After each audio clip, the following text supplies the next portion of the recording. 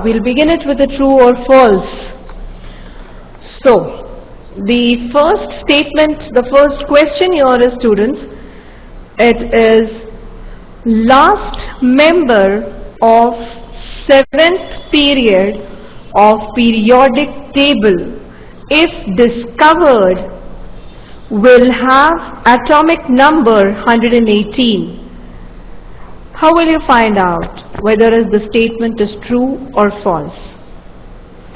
Now, let's solve such type of question. Now students, this type of question can come for any period, okay?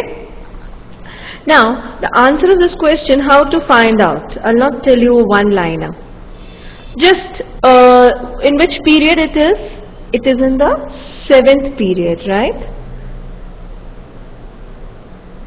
So how many shells are supposed to be there? There will be 7 shells. Right? Now, the last member of the 7th period, it means to which group this last member will belong. Last member will be present in which group, students? It will be present in 8th group. Right? Now there are 7 shells. Now let's arrange the electrons in these shells. So what will be the arrangement of electrons? It would be 2, 8, 8, 18, 18 and 32. 32 because it's 8th, so it has to be complete 8th group, that is, it is a 0 group element. Now this is the first shell, this is the second shell, third shell, fourth shell, fifth shell, sixth shell and the 7th shell.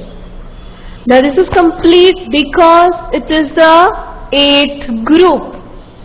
Now if I'll sum it up, what I'll get? I will get here, say this is 8, 8, 16 plus 2 is 18. So if you sum up, you will get 118. So you don't think that it is required to memorize it. It is not at all required to memorize the atomic numbers. You just find out in which period it belongs. Now students, in first period there are only 2 elements. So how many shells are there? 2. In the second period, how many elements are there? There are 8 elements. So how many shells would be there? There would be 8 shells. In the third period, there are again 8 elements. And how many shells would be there? There would be 3 shells. Right? And how many electrons? 8. Because the number of electrons which is present in a shell can be determined by the period number, or the number, can be determined by the number of elements in that period. Say for example, in the 4th period, how many shells would be there? 4 shells. But in the 4th shell, how many electrons would be there? 18.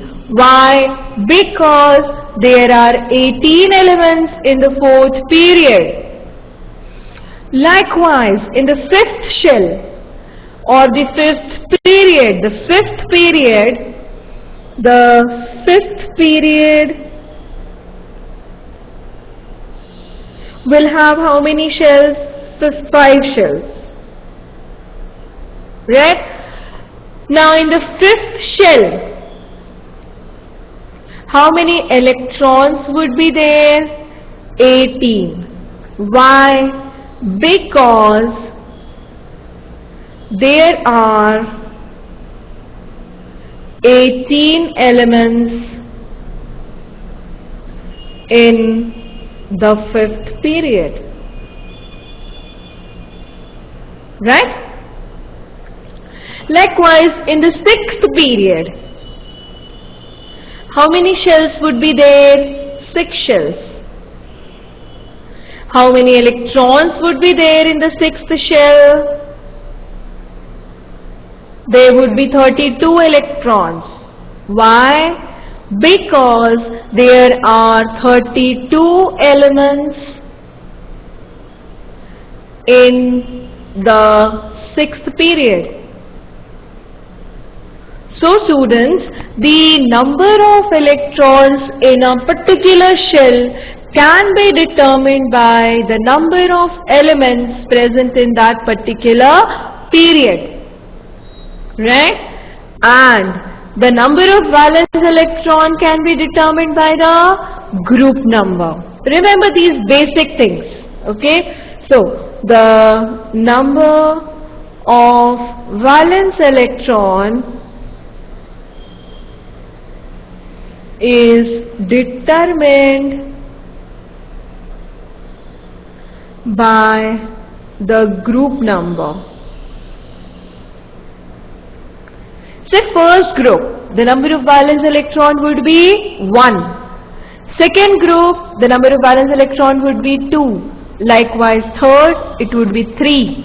Fourth, 4. Fifth group, the number of valence electron would be 5. Sixth group, it would be 6. Seventh group, it would be 7. And the number of valence electrons in the eighth group would be 8. So, this thing is what? This is true. I hope you understood this question. Now let's move to our next, that is the first member of lanthanide series is lanthanum. Is it? No. What is lanthanum? What are lanthanides? From where they start? Lanthanides start after lanthanum. After lanthanum there are 14 elements, that is cerium to lutetium, and with the atomic numbers 58 to 71, right? And so the lanthanide starts from cerium. Now, this is your lanthanide, and your actinide likewise, remember, it doesn't start from actinium. It is 14 elements after actinium, and it starts from thorium, right?